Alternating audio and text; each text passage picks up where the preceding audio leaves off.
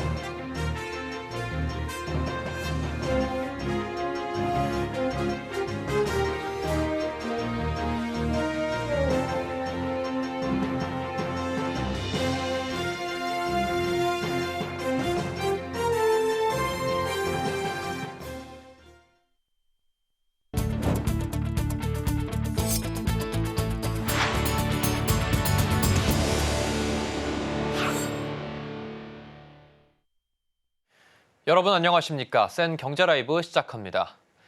이쯤 되면 과일 파동이라고 불러도 될 것 같습니다. 이 과일값 고공행진 상황이 길어지면서 이 과일 먹기를 포기한 가정이 늘었습니다. 이에 정부와 마트업계도 장보기 비용 부담을 낮추기 위해 나선다고 발표를 했는데요. 정말 과일값이 싸질지 이해란 기자가 알아봤습니다. 과일 채소값이 천정부지로 치솟으면서 장바구니 물가 부담이 커지고 있습니다. 전년 동월 대비 지난달 사과는 71%, 귤은 78% 오르는 등 과일값이 1991년 이후 32년 만에 최대폭으로 오른 건데요. 채소 역시 작년 같은 달 대비 12.2% 올랐습니다. 특히 파는 50%, 토마토 56%로 큰 폭 상승했습니다. 이에 정부와 마트업계는 할인 지원에 나선다고 밝혔습니다. 정부는 다음 달까지 204억 원을 투입해 사과, 대파 등 13개 품목의 납품 단가 인하를 지원한다고 밝혔습니다. 오렌지, 바나나 등의 과일도 직수입해 저렴한 가격으로 공급하도록 돕겠다고 말했습니다. 마트업계도 과일 부담 완화에 나선다고 밝혔습니다. 이마트는 14일까지 봄딸기를 행사카드 결제 시 7,980원, 해참에는 신세계 포인트 적립 시 9,800원으로 할인 행사를 합니다. 홈플러스는 13일까지 두 칸 반반 딸기를 9,990원, 제휴카드 결제 시 성주 참외와 오렌지, 못난이 부사 사과를 모두 9,990원에 판매합니다. 두 마트가 공통으로 할인에 나선 품목은 딸기와 참외, 할인 가격을 현재 물가와 비교해봤습니다. 한국농수산식품유통공사의 농산물 유통정보에서 제공하는 어제 기준 딸기 100g당 소매 가격은 1,623원입니다. 마트 할인 가격이 적용될 경우 딸기는 이마트에서 100g당 1,064원, 롯데마트에서 1,248원에 구매 가능해집니다. 참외는 제공 데이터가 없어 오늘 마트 두 곳을 방문해 본 결과 개당 3,450원에서 4,950원꼴이었는데요. 할인 가격을 적용할 경우 이마트는 개당 2,177원, 홈플러스는 2,497원으로 더 낮은 가격에 구매 가능해지는 것을 확인했습니다. 다만 사과나 배 등 다른 품목은 농식품부 20% 할인 지원에도 큰 폭의 인하를 체감하기는 어려웠습니다. 정부는 체감할 수 있는 수준까지 가격 안정에 나서겠다는 입장이지만 현 상황이 장기화될 경우 예산으로 가격 상승을 막는 방식은 한계에 직면할 거란 지적이 나옵니다. 서울경제TV 이혜란입니다. 현대자동차가 전기차를 스마트폰처럼 살 수 있는 보상 판매 제도를 도입했습니다. 소비자의 가격 부담을 줄이고 국내 시장에서 전기차 판매를 늘리기 위해서인데요. EV 인증 중고차 판매도 이달 안에 시작한다는 계획입니다. 김효진 기자입니다. 현대차가 신형 전기차를 살 때 기존 차량의 보상 판매, 트레이드 인 제도를 도입했습니다. 기존에 보유한 차량을 인증 중고차 서비스를 통해 팔고 아이오닉 5, 6나 코나 일렉트릭 같은 신차를 출고가보다 낮은 가격에 살 수 있는 겁니다. 중고차 매각가의 최대 2에서 4%까지 보상금을 받을 수 있고 현대차의 신형 전기차 구매 시 추가적인 할인 혜택도 받을 수 있습니다. 현대차는 소비자의 가격 부담을 줄이고 전기차 판매를 늘리기 위해 이달부터 보상 판매 제도를 도입했습니다. 중고차로 판매할 수 있는 차량은 전기차와 내연기관차, 하이브리드차 모두 해당될 뿐만 아니라 다른 브랜드도 가능합니다. 이렇게 매입한 중고차는 상품화 과정을 거쳐 이달 중에 소비자에게 판매를 시작한다는 계획입니다. 국내 중고차 시장은 연간 250만 대 규모로 현대자동차는 2023년 연간 2만 대 판매를 목표로 하고 있습니다. 현대차는 고객의 신뢰를 높이기 위한 대책도 마련했습니다. 고객으로부터 사들인 중고차를 대상으로 배터리 제어 시스템, 충전 장치 점검 등 전기차 전용 정밀 점검을 실시하고 배터리 상태와 1회 충전 시 주행 가능 거리를 확인해 배터리 등급을 매깁니다. 이 중 1에서 3등급의 차량만 인증 중고차로 판매한다는 계획입니다. 여기에 더해 주행거리 6만 킬로미터 이하, 신차 등록 후 2에서 3년 이하 차량에 대해서만 EV 인증 중고차로 판매한다는 계획입니다. 서울경제TV 김효진입니다. 우리은행이 오늘 자산관리 전문은행으로 도약하겠다고 계획을 내놨습니다. 그 일환으로 분야별 스타급 전문가로 구성된 자산관리 드림팀을 발족을 했는데 특히 부동산 리서치 분야에 힘을 줬습니다. 이연아 기자입니다. 우리은행은 오늘 오전 서울중구 우리은행 본점에서 자산관리 전문은행 도약 기자간담회를 열었습니다. 불안전 판매를 근절하고 특화 영업점을 확대하겠다는 게 큰 뼈대인데 투자 전략, 거시경제, 부동산 등 분야별 대표 전문가 12명으로 구성된 자산관리 드림팀도 구성했습니다. 드림팀에서 단연 주목받는 분야는 부동산입니다. 업계 전문가로 꼽히는 함영진 전 직방 빅데이터 랩장을 우리은행 자산관리 컨설팅센터 부동산 리서치 랩장으로 영입했습니다. 한 부장은 부동산 114 리서치 센터장과 직방 빅데이터 랩장으로 지내며 입지를 다져온 인물입니다. 시장에선 KB국민, 신한, 하나은행에서는 대표 전문가를 중심으로 부동산 분야 자산관리 시장을 확보했지만 우리은행만 부재하다는 평가가 적지 않았습니다. 우리은행은 한 부장 영입을 통해 부동산 데이터 축적과 인사이트 도출, 투자 상품 포트폴리오 구성으로 고객 확보에 나설 것으로 보입니다. 우리은행은 또 부동산 시장 리서치 외에도 은행 내 부동산 전문가 육성, 정기 리포트 발간 업무 등을 수행하면서 인지도와 업무 영역 확장에 나서기로 했습니다. 여기에 투자 전략, 재테크, 세무 분야 전문가들을 추가로 영입하고 컨설팅도 함께 제공한다는 계획입니다. 우리은행은 또 자산관리 특화 영업점을 수도권, 지방 등으로 넓히고 20곳으로 규모를 확대한다는 방침입니다. 우리은행이 자산관리 강화에 나선 건 우리금융의 지난해 당기 순이익 결과와 맞닿아 있습니다. 우리금융은 연간 순이익 3조 원 달성에 실패하며 4대 시중은행 중 유일하게 역성장을 기록했는데 단기 순이익 상승을 이끌 견인차로 자산관리 영역을 선택한 것으로 풀이됩니다. 임종용 우리금융그룹 회장은 올해 초 우리은행을 자산관리 전문은행으로 도약시키겠다는 비전을 밝혔고 조병규 우리은행장은 자산관리 서비스 등 핵심 사업에 집중하면서 단기 순이익 1위 달성 목표를 제기한 바 있습니다.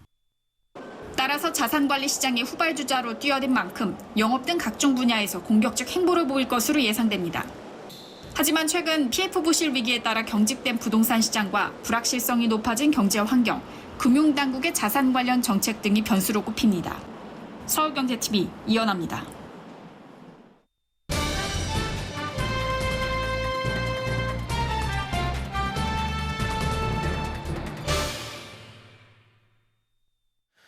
오늘부터 유럽연합 전역에서 디지털 시장법이 전면 시행이 됩니다.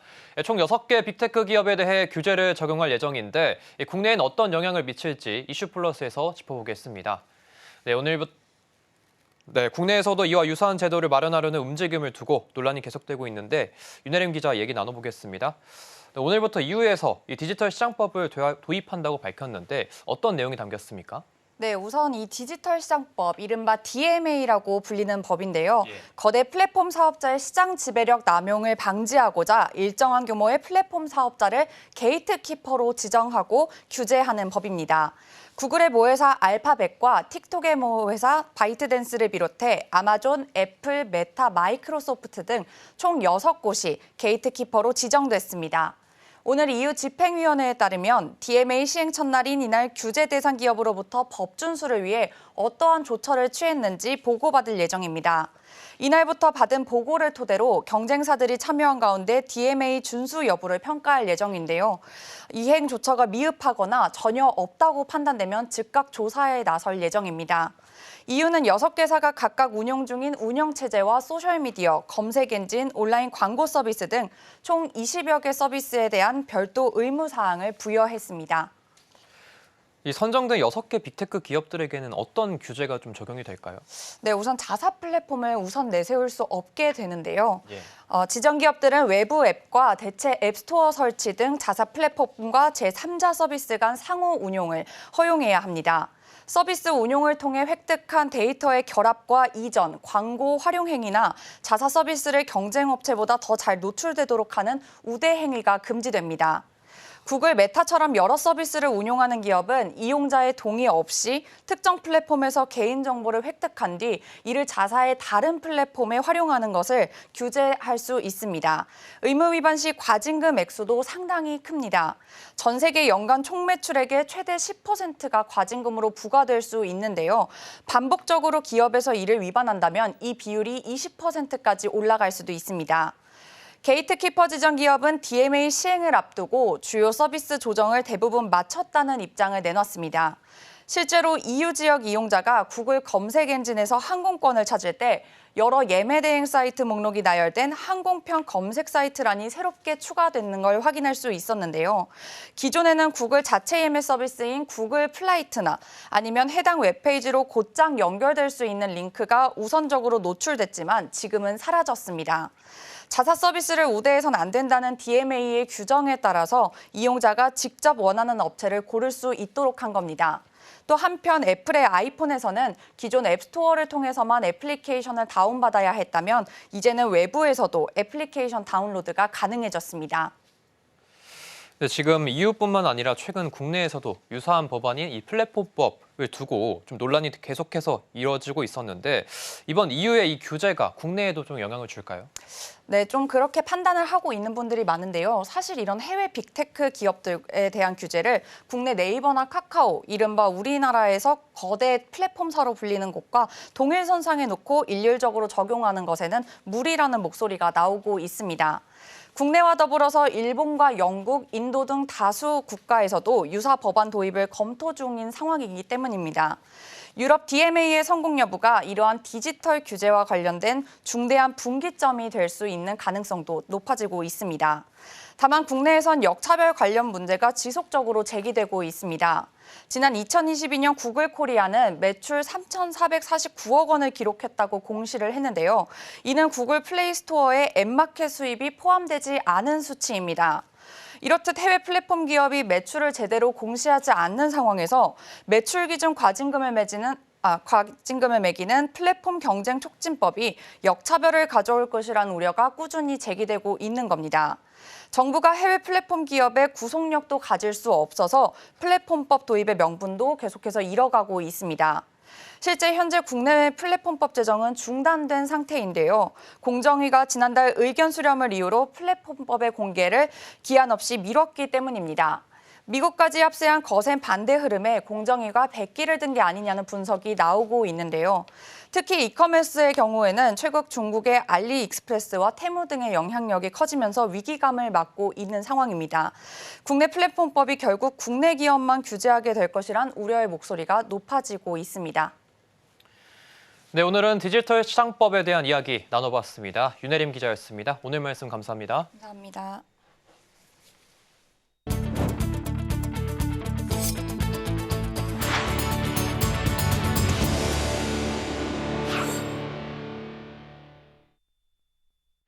정부가 보이스피싱을 조직범죄로 규정하고 전면전을 벌이고 있지만 여전히 줄지 않고 있습니다.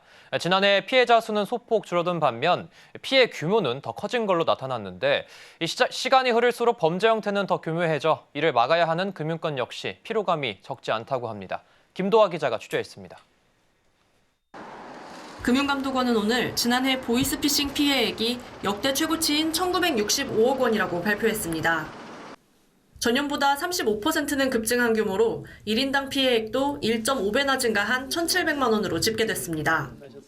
특히 고액 피해 사례가 눈에 띄게 늘었습니다. 1억 원 이상 초고액 피해자는 231명으로 전년보다 무려 70% 정도 증가했습니다. 1,000만 원 이상 피해를 본 고액 피해자 역시 4,650명으로 전년 대비 30% 가까이 늘었습니다. 1억 원 이상 초고액 피해자의 40%는 정부나 기관을 사칭한 사기 수법에 당한 경우가 많은 것으로 나타났습니다. 범죄 유형별로는 대출 빙자형과 가족 지인 사칭형, 정부기관 사칭 순이었습니다. 보이스피싱 사기에 이용된 계좌 중 은행 계좌를 통한 피해금 입금은 1,418억 원으로 70% 이상을 차지했습니다.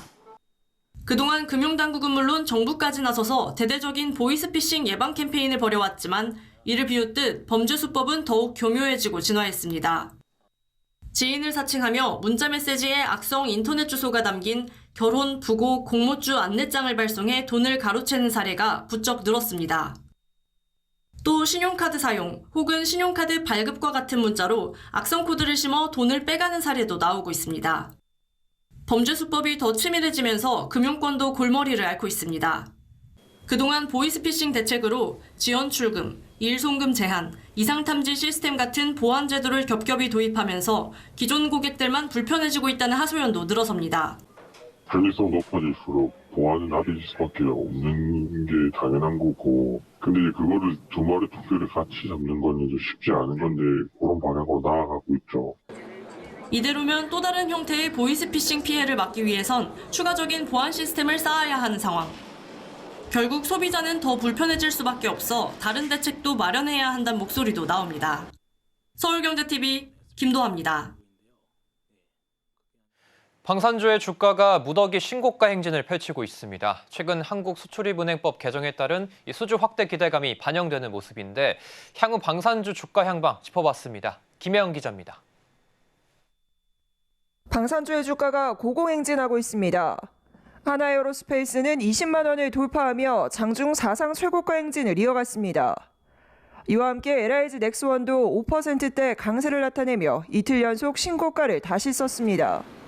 수은법 개정안이 국회 본회의를 통과하며 한국 방위산업의 수출 증가 청신호가 켜졌습니다.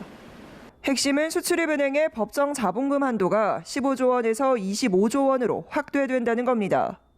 금융지원 한도가 커지는 건데 정부가 한국산 전투장비를 사는 국가에 빌려줄 수 있는 돈이 10조 원 늘어난 겁니다. 방산 수출은 통상 장기간에 걸쳐 진행되고 거래 규모가 크기 때문에 구매국의 저리 대출 등에 돈을 빌려주거나 분할 상환 등의 금융 지원을 제공합니다. 앞서 방산 수출이 호황을 맞으며 대출의 규모가 법정 한도 목까지 차올랐고 구매국이 돈을 갚기 전까지 수출이 막힐 수 있다는 우려가 해소된 겁니다. 증권가는 풍산을 주목하고 있습니다. SK증권은 오늘 풍산에 대해 방산산업 성장과 수은법 개정에 따른 수주 기대감을 반영해 목표 주가를 14.5% 높였습니다. 이와 함께 폴란드와 2차 계약 물량이 20조 원대로 가장 많은 현대로템과 10조 원대 달하는 잔여 2차 계약 물량에 대한 불확실성을 해소한 하나에어로스페이스의 수혜도 기대된다는 평가입니다. 서울경제TV 김혜영입니다.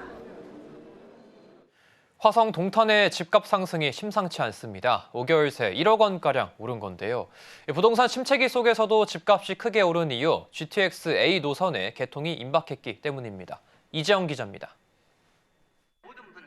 이달 30일 GTX-A 노선 중 수서에서 동탄 구간이 개통합니다. 곧 있을 교통 호재에 주변 집값이 크게 올랐습니다. 국토교통부 실거래가 공개 시스템에 따르면 지난달 19일 경기도 화성시 동탄역 롯데캐슬 전용 면적 102제곱미터는 22억 원에 거래됐습니다. 이 아파트는 같은 평형이 지난해 9월 21억 원에 거래됐습니다. 5개월 만에 1억 원이 오른 겁니다. 화성시 송동 동탄 린스트라우스 더레이크도 마찬가지입니다. 전용 116제곱미터도 21억 원의 신고가를 찍었습니다. 같은 면적이 지난해 7월엔 15억 원이었습니다. 수도권 아파트값이 14주 연속 하락하는 등 부동산 침체기가 이어지는 가운데 집값이 가파르게 오른 이유, 교통 호재 때문입니다. 경기도 동탄에서 서울 수서까지 소요 시간은 약 80분, GTX A 노선을 이용하면 19분으로 단축됩니다. 이동 시간을 1시간가량 줄일 수 있게 되고 동탄 신도시가 더 확장될 거란 기대치가 반영된 걸로 풀이됩니다. 통상 지하철 사업 과정 중 계획, 착공, 준공 시점에 집값이 오르는데 현재 동탄이 딱 개통 시점입니다. 지난달 정부가 GTX DEF 신설 사업 계획을 발표하면서 경기 김포 평택, 강원 원주 춘천 등의 아파트 값도 상승세를 보이고 있습니다. 하지만 전문가들은 GTX 사업의 경우 사업이 지연되거나 무산될 가능성도 큰 만큼 집을 살 때 주의가 필요하다고 입을 모읍니다. 서울경제TV 이지영입니다. 박지원 두산에너빌리티 회장이 올해는 340여 개의 국내 산학연이 함께 이루어낸 K가스터빈의 수주를 본격 확대하는 원년이 될 것이라고 밝혔습니다. 박지원 회장은 어제 창원 수소터빈 공장을 찾아 임직원을 격려하고 가스터빈을 기반으로 개발에 매진 중인 수소터빈 현황을 점검했습니다. 박 회장은 가스터빈 개발 성공으로 얻은 자신감과 기술력으로 고효율 무탄소 발전 기술로 부상하는 수소터빈 분야에서 글로벌 선도 기업으로 자리매김하겠다고 포부를 밝혔습니다. 두산에너빌리티는 지난 2013년 발전용 대형 가스터빈 개발에 착수해 2019년 세계 5번째로 개발을 완료한 바 있습니다. 지난해엔 보령 신복합발전소, 올해는 안동 복합발전소 가스터빈 공급 계약을 따내며 수주를 이어가고 있습니다. 두산에너빌리티는 향후 5년간 국내에서 7조 원 이상 수주를 목표로 사업에 속도를 낼 계획입니다. 여기에 세계 최초로 400메가와트급 초대형 수소 전소터빈을 2027년 목표로 개발하고 있습니다. 기존 수소터빈과 비교해 연간 약 460억 원의 연료비 절감과 연간 약 5만 톤 추가 탄소 배출 감축이 가능할 것으로 전망되고 있습니다. 삼성전자의 올인원 세탁 건조기 비스포크 AI 콤보가 지난달 24일 출시 4일 만에 1,000대 판매된 데 이어 현재까지 누적 판매 3,000대를 돌파했습니다. 이달 4일부터는 국내 소비자에게 배송도 진행 중입니다. 비스포크 AI 콤보는 세탁 후 건조를 위해 세탁물을 옮길 필요가 없이 세탁과 건조가 한 번에 가능해 소비자들의 주목을 받았습니다. 세탁기와 건조기를 각각 설치할 때보다 설치 공간을 약 40% 절약할 수 있다는 점도 장점으로 꼽힙니다. 고성능 칩과 타이젠 OS를 기반으로 한 AI 허브도 눈길을 끌고 있습니다. 7형 와이드 터치스크린을 통해 세탁, 건조 기능을 실행하고 스마트 싱스와 연결된 스마트 기기 제어나 멀티미디어 이용도 지원합니다. 빅스비 음성 인식도 가능합니다. 삼성전자는 비스포크 AI 콤보 흥행을 시작으로 올해 비스포크 Z AI, 비스포크 Z봇 AI 등 인공지능 기능이 강화된 제품을 국내 시장에 선보이며 AI 가전은 삼성이라는 공식을 공고히 하겠다는 계획입니다. 윤석열 대통령은 오늘 인천시청에서 열린 18번째 민생토론회에서 인천 원도심을 신속히 재개발하고 서울로 통근 편의를 대폭 개선하겠다고 밝혔습니다.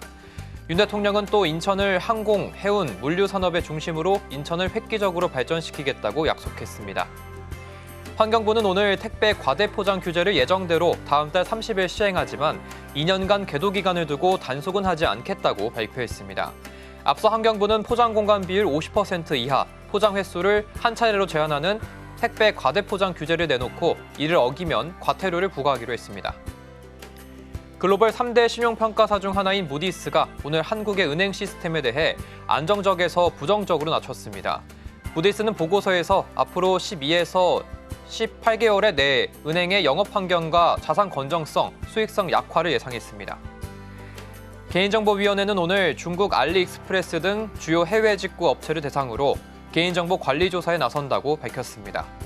이번 조사는 지난해 10월 국정감사 당시 중국 쇼핑 사이트 접속 시 국내 이용자의 개인정보가 넘어갈 수 있다는 지적에 따른 것이라고 개인정보위는 밝혔습니다.